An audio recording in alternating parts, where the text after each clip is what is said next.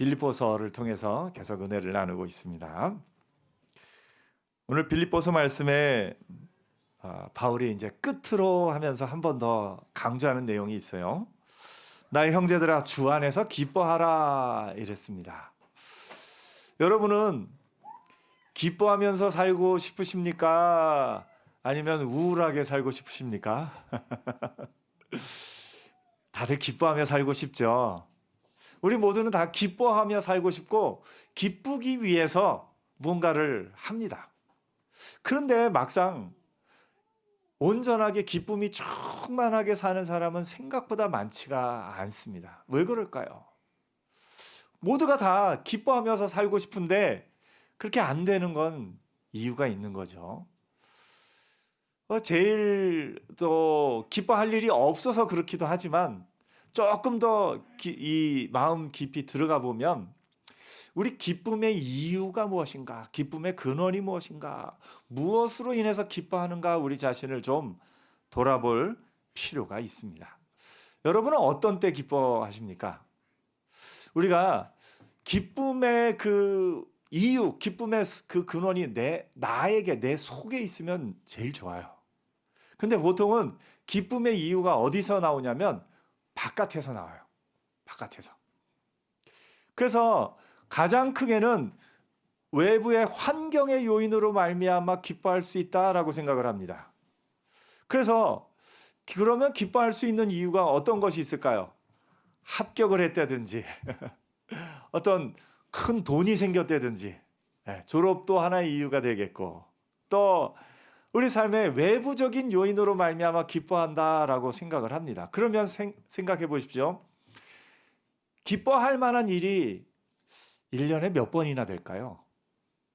내가 정말 외부에 어떤 내게 기쁨을 줄 만한 일이 많이 일어날까요? 우리가 그걸 좀 생각해 볼 필요가 있습니다. 기뻐할 만한 일이 내게 어떤 것에 나는 기뻐하는가? 나 자신을 좀 돌아볼 필요가 있습니다. 여러분은 어떤 때 기뻐하십니까? 근데 우리가 이 기쁨의 이것을 외부에서 찾으면요. 조금 더 자극적이 돼야 돼요. 점점 더. 처음에는 10,000원만 생겨도 기뻐하던 사람이 이제 10,000원 생기는 건 아무렇지도 않아요. 그래도 한 100만 원은 생겨야 기뻐해요. 100만 원 생겨서 기뻐하다 보면 그 다음에는 또 뭐예요? 더 큰 돈이 필요한 거예요. 우리가 맛집에 가보면 그래요. 처음에 맛집에 갔을 때는 어떻게 이런 맛이 정말 맛있어요. 근데 일주일 안에 그 맛집을 2번째 찾아가면 어떻습니까? 이상하다. 지난번에 먹은 그 맛이 아니네. 사람의 마음은 이렇게 기쁨이 있다가도 또 그 기쁨이 또 반으로 줄어들기도 합니다. 어떤 것에 따라서 우리가 기뻐하느냐? 외부에서 기쁨의 요인을 찾으려고 그러면요. 기쁨의 요인이 생각보다 많지 않습니다. 우리가 기뻐할 일이 많지 않고요. 그 다음에 그 기쁨은 잠깐 기뻐했다가 금세 반으로 줄어듭니다. 처음에는 아주 10,000원짜리 티셔츠 한 장만 새로 사 입어도 기분이 좋았는데 이제 10,000원짜리 티셔츠가 아니라 조금 고급스러운 좀 한 10만 원짜리 티셔츠를 입고 나면 갑자기 10,000원짜리 티셔츠가 좀 낡아 보이고 별로 입고 싶지 않고 그런 마음이 들 때도 우리에게는 있습니다. 그래서 외부적인 요인으로 말미암아 기뻐한다 하면 이게 점점 더 강해져야 되고 점점 더 세져야 하고 점점 더 커져야 하는 것이 그 사람의 본성인 것을 보게 됩니다. 그래서 외부적인 요인으로 말미암아 그것만 기뻐한다면 결국은 기쁨은 없어질 수밖에 없어요. 요즘은 TV 광고의 핵심이 뭡니까? 이걸 마시면 행복할 거야. 이 옷을 사 입으면 기쁠 거야. 하면서 소비를 통해서 우리에게 기쁨이 있다라고 이렇게 계속해서 광고하는 겁니다. 우리가 나도 모르게 설득되고 있는 거예요. 나도 모르게 미디어가 나를 설득하고 있는 거예요. 이 옷을 입으면, 이것을 먹으면, 이것을 소유하면 기뻐할 수 있다고, 행복할 수 있다고. 과연 그럴까요? 잠깐은 그럴 수 있지만 결코 그렇지 않습니다.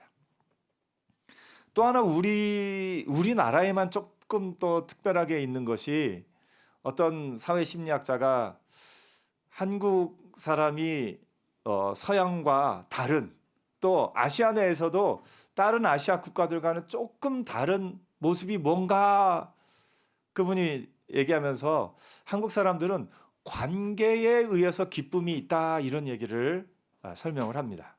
그 뭐냐면, 우리나라 사람들은 외부적인 요인도 기뻐하지만 다른 사람과의 관계 속에서 이 기쁨을, 영향을 많이 받는답니다, 사람들이. 그래서 대표적인 예로 이제 뭐 그런 얘기들을 하죠. 그러니까 뭐 먹으러 갔을 때 아무거나라고 시키는 이유가 뭘까 막 생각하면서, 아무거나 먹어도 된다고 얘기하면서 그럼 김치찌개, 그럼 그건 말고 또 그래요. 그럼 아무거나가 아니잖아요. 근데 그 아무거나라는 말의 의미를 그분은 이렇게 해서 그래요. 내가 먹고 싶은 메뉴가 한 3-4가지가 있는데 네가 뭐든지 내 마음에 드는 걸 선택하면 나 그거 같이 먹을래, 이런 마음이 있답니다. 그래서 다른 사람과의 관계에 의해서 저 사람이 내 마음에 좀 비슷한 걸 말하면 나는 언제든지 좀 맞춰줄 준비가 돼 있다, 이런 얘기를 합니다. 그러면서 이게 사진 찍을 때도 드러난다고 그러네요. 사진 찍을 때 보면 디즈니랜드 가면은, 이제 우리나라 사람들도 디즈니랜드는 평생에 한번 가볼까 말까 하지만 미국 사람들도 평생 한번 가볼까 말까 한다고 합니다. 근데 그 디즈니랜드에 사람들이 이제 저도 좀 은혜가 있어서 아이들하고 이렇게 가보면 아이들이 막 좋아해요. 디즈니랜드 어렸을 때 덤보를 굉장히 좋아했었는데, 이 덤보로 이렇게 타고서 약간 비행기처럼 뺑뺑 도는 게 있었거든요. 그걸 보고 아이들이 너무너무 좋아했던 기억이 있습니다. 저는 어렸을 때 디즈니의 그런 어떤 만화들을 안 보고 자라서 그런지 가서 그 캐릭터를 보면서도 그냥 별 감흥이 저는 없었어요. 근데 미국 사람들은요, 나이 많은 사람들이 더 좋아해요. 자기가 그 어렸을 때 보고 자란 그 캐릭터의 추억에 젖어가지고 아이들보다 더 좋아합니다. 근데 사진 찍을 때 특징이 있어요. 뭐냐면 그 미국 사람들은 그 캐릭터 인형을 보고 그 캐릭터를 막 찍어요. 근데 우리나라 엄마 아빠들은 캐릭터, 이제 예를 들면 뭐 미키마우스라고 해보십시오, 어느 공주라고 해보십시오, 있으면 야야 빨리 옆에 가서 서봐 하면서 그 아이가 옆에 있는 걸 찍는답니다, 사진을. 그러니까 아이는 실제로 그 인형을 보는 게 아니라 옆에 가서 서서 엄마 카메라를 봐야 돼요. 그게 무슨 의미냐면, 이 우리나라 사람들은 어떤 그 캐릭터 자체나 어떤 자연 환경 자체나 건물 자체나 그걸로 즐거움이 있는 게 아니라 거기에 내 얼굴이 들어가야 그게 의미가 있는 거예요. 카메라에 저장된 사진들을 이렇게 보면 자연 풍경이 좋아서 자연 풍경만 이렇게 찍은 게 아니라 거기에 꼭 뭐가 들어가야 돼요? 셀카. 내 얼굴이 들어가야 되고, 또 내가 아는 사람의 얼굴이 들어가야 사진이 의미가 있지, 내가 모르는 사람 사진이 들어가 있으면 아무 의미가 없다라고 생각하는 그런 부분이 있습니다. 다시 말해서 우리는 그냥 그 자연 그 자체, 아니면 거기서 누리는 그 어떤 건물이나 어떤 캐릭터나 그것 자체를 즐거워한다기보다는 거기에 내가 있었고 나와 함께한 누가 있었고 그런 어떤 것 때문에 그것으로 말미암아 의미가 있다, 이렇게 얘기를 합니다. 음식을 사진 찍어서 이렇게 어떻게 보여주는 것도 비슷한 심리가 있는 것 같아요. 내가 그 음식을 좋아하는 것도 좋아하는 거지만 내가 이 음식을 먹었어라고 다른 사람에게 보내줌으로써 그 사람이 알아주면 내가 더 이 음식 먹는 기쁨이 더해지는 거예요. 그러니까 외부적인 요인에 의해서 기뻐하기도 하지만 우리는 사람과의 관계 속에서 사람이 나를 알아줌으로 말미암아 기쁨이 더해지는 그런 부분들이 있는 것을 보게 됩니다. 그래서 아무리 좋은 것도, 그러니까 내가 내 안에 기쁨이 있으면 정말 좋은 곳에 나 혼자 여행 가서도 경치를 보며 생각하며 또 이렇게 여유를 누릴 수 있는 것, 이것이 내 안에 기쁨이 있는 건데, 혼자 잘 여행 가기 어려워하는 사람은 그런 게 있는 거예요. 내가 혼자 가서 누리는 거는 잘 못하고 내가 함께하는 누가 있으면 그 여행이 의미가 있고 그 여행이 더 즐겁고 한 부분이 있는 겁니다. 이처럼 우리의 기쁨의 근원은 외부적인 환경에 있거나 외부적인 관계 속에서 내 마음의 기쁨과 이런 것이 찾아오는 것임을 보게 됩니다. 외부적인 요인에 의해서 내 마음의 기쁨이 찾아오면요, 이 외부적인 요인이 끊어졌을 때, 외부적인 요인이 좋지 않을 때 내 마음은 힘들 수 있다라는 것과 이어져 있습니다. 돈이 생겨서 기뻐했는데요, 돈이 안 생기면 안 기쁜 거예요. 돈을 써서 물건을 샀을 때 기쁘면요, 물건을 안 사면 기쁨이 없는 거예요. 어떻게 보면 그러다 보면 물건을 살 때의 기쁨에 중독되면 물건 사는 쇼핑 중독이 될 수도 있고요. 또 어떤 것에 있어서 이제 우리가 중독이 될 만한 것들이 참 많이 있습니다. 외부적인 요인에 의해서 내 마음의 기쁨을 찾으려고 한다면요. 때로는 이게 사람과의 관계에 있어서 내 어떤 마음의 기쁨을 채우려고 한다면 조금 요건 어려운 용어긴 하지만 관계 중독이다라는 부분도 있습니다. 관계 중독은 다른 사람과의 그런 어떤 관계 속에서만 어떤 의미와 어떤 것을 찾으려 하다 보니까 이런 정말 나쁜 사람인 거 알면서도 그 나쁜 사람을 차마 끊어내지 못하고 그 어떤 의존적이고 상호 의존적이고 이런 관계들이 지속되는 그런 경우들도 또한 있는 것을 보게 됩니다.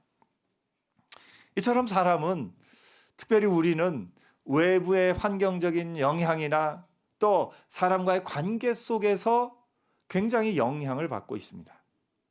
이 사람과의 관계가 틀어지면 아무것도 이 어떤 기쁨이 없는 거예요.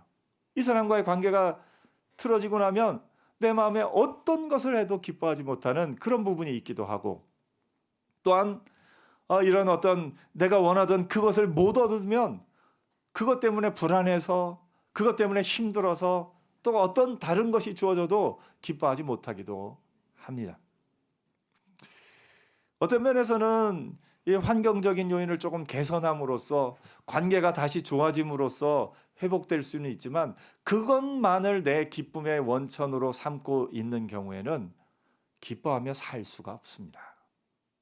그래서 바울이 빌립보 교회 교인들에게 권하는 것이 무엇이냐, 명하는 것이 무엇이냐, 끝으로 나의 형제들아 주 안에서 기뻐하라.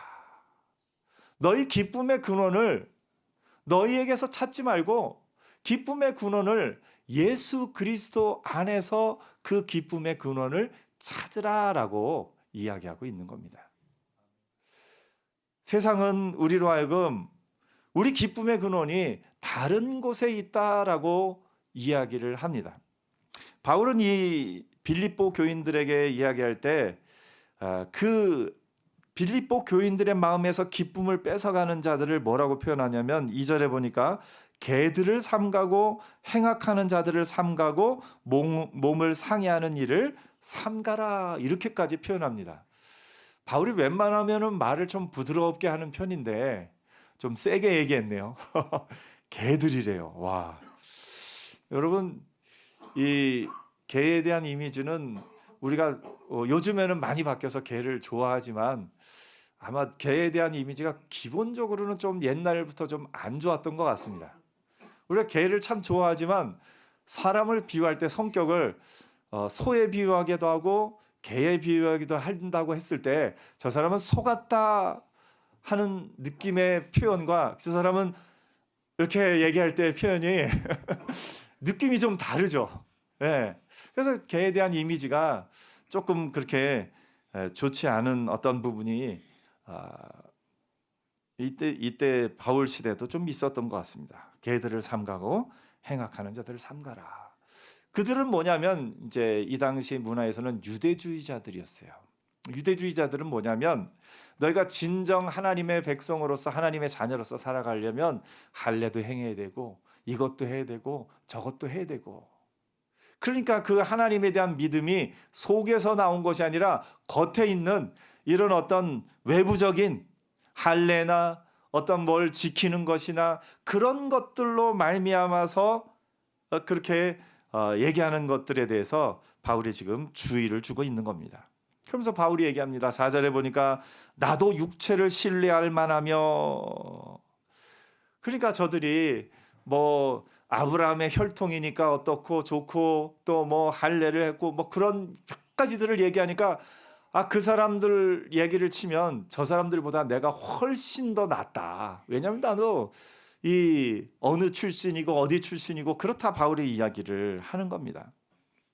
나는 8일 만에 할례를 받고 이스라엘 족속이요 베냐민 지파요 히브리인 중에 히브리인이요 율법으로는 바리새인이요 열심으로는 하면서 자기의 일을 쭉 얘기합니다. 그러면서 마지막으로 그러나 그런 거 다 소용없다.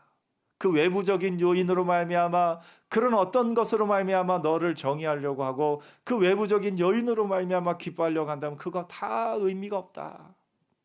유대인들은 뭐라고 생각했냐면요, 유대인들의 최고 기도 제목 가운데는 조금 죄송합니다만 두 가지가 있어요. 하나는 이방인으로 태어나지 않아서 감사하고, 또 하나는 여자로 태어나지 않아서 감사하고. 유대인들의 기도 제목에는 그게 있어요. 좀 말도 안 되는 거죠. 말도 안 되는 건데 이 혈통으로 자신들이 유대인으로 태어났다는 것이, 그것이 자기들의 존재 이유와 행복의 이유와 기쁨의 이유가 되는 것이 이 유대인들의 이었던 것을 보게 됩니다. 바울이 너희들 그 기준으로 따지면 나만큼 훌륭한 사람이 없다. 그러나 무엇이든지 내게 유익하다는 것을 내가 그리스도를 위하여 다 해로 여길 뿐더러 또한 모든 것을 해로 여김은 내 주 그리스도 예수를 아는 지식이 가장 고상하기 때문이라 라고 말하고 있습니다.